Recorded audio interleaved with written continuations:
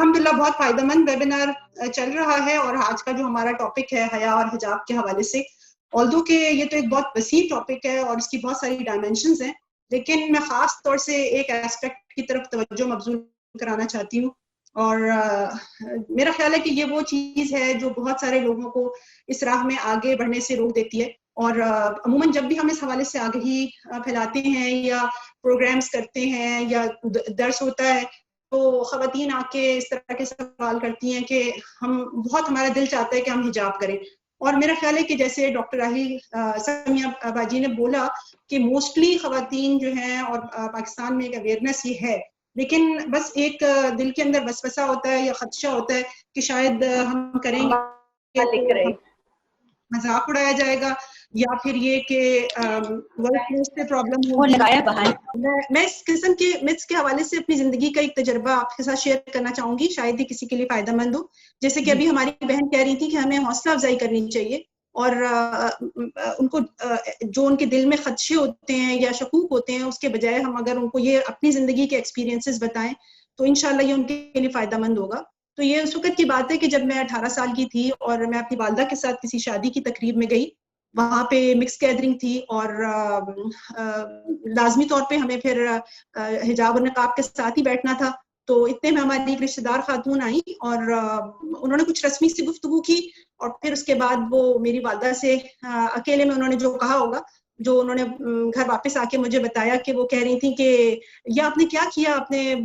بچی کو آپ نے پردہ کرا دیا ہے، تو اب اس کی شادی کیسے ہوگی؟ اور پھر میں نے دیکھا کہ جب میری والدہ بھی کچھ تھوڑی سی اس حوالے سے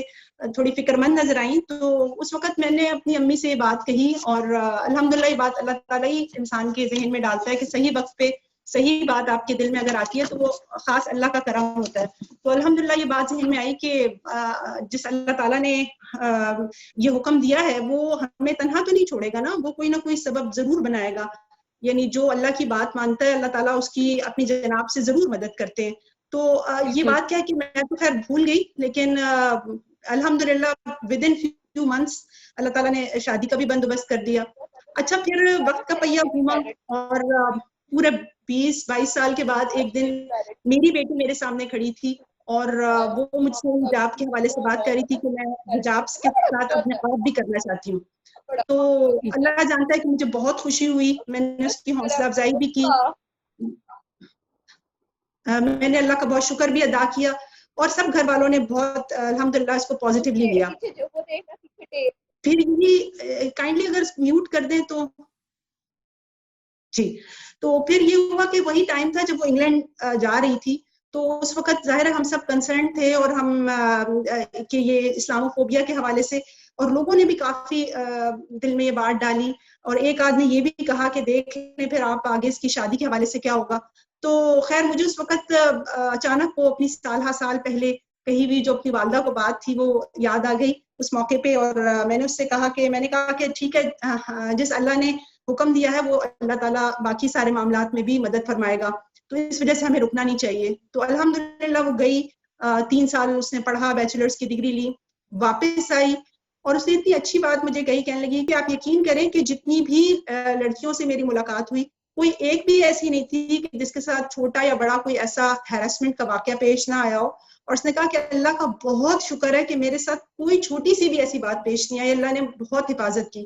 تو خیر ہم نے اللہ کا بہت شکر کیا، اور پھر آپ یقین جانیں کہ فوراً ہی اللہ نے اس کے لیے شادی کا سبب بھی بنا دیا، اور اللہ نے ایسے قدردان لوگ ملا دیے کہ الحمدللہ جو آج کے دور میں بھی ان چیزوں کی، ان اوصاف کی قدر کرنے والے ہیں۔ تو میں آپ کو آخر میں بس یہ ایک کنکلوژن ڈرا کر کے کہنا چاہتی ہوں، وہ یہ کہ بعض اوقات کچھ پری کنسیوڈ نوشنز ہوتے ہیں، اور ان کی وجہ سے ہم لوگ نا غلط نتائج اخذ کر لیتے ہیں، اور ہم سمجھتے ہیں کہ اگر حجاب اور نقاب ہوگا تو شادی کیسے ہوگی، یا سب دوست چھوڑ دیں گے، یا ورک پلیس پہ لازمی طور پہ چیلنجز کا سامنا ہوگا۔ تو پہلی بات تو یہ کہ ضروری نہیں کہ یہ ساری چیزیں ایسے ہوں، خواہ میں سینیریوز کو ازیوم نہیں کر لینا چاہیے، اور اچھے کام سے رک نہیں جانا چاہیے۔ دوسری بات یہ کہ میں نے تو اپنے تجربے سے یہ سیکھا ہے کہ اللہ تعالیٰ کی زیادہ ہی مدد آتی ہے آپ کی طرف، اور جیسے کہ قرآن میں آتا ہے وَمَن يَتَّقِ اللَّهَ يَجْعَل لَهُ مَخْرَجًا، وَيَرْزُقُهُ مِنْ حَيْثُ لَا يَحْتَسِبُ وَمَن يَتَوَكَّلْ عَلَى اللَّهِ فَهُوَ حَسْبُهُ. کہ جو اللہ سے ڈرتے ہوئے کام کرتا ہے اللہ اس کے لیے کوئی راستہ نکال دیتا ہے اور ایسے راستے ایسے جگہ سے رزق دیتا ہے, ایسی جگہ سے سبب بناتا ہے جہاں سے اس کا گمان بھی نہیں ہوتا, اور جو اللہ پہ بھروسہ کرے گا اللہ اس کے لیے کافی ہو جائے گا. تو بس میں یہ کہنا چاہتی ہوں کہ اللہ نہ کرے اول تو کوئی چیز ایسی پیش نہیں آئے گی انشاءاللہ, اور یہ چیز بس صرف ایک شبے کے طور پہ انسان کے ذہن میں ہوتی ہے, لیکن اللہ نہ کرے کوئی چیز پیش آ بھی جائے تو ہمیں یقین ہونا چاہیے اس بات کا کہ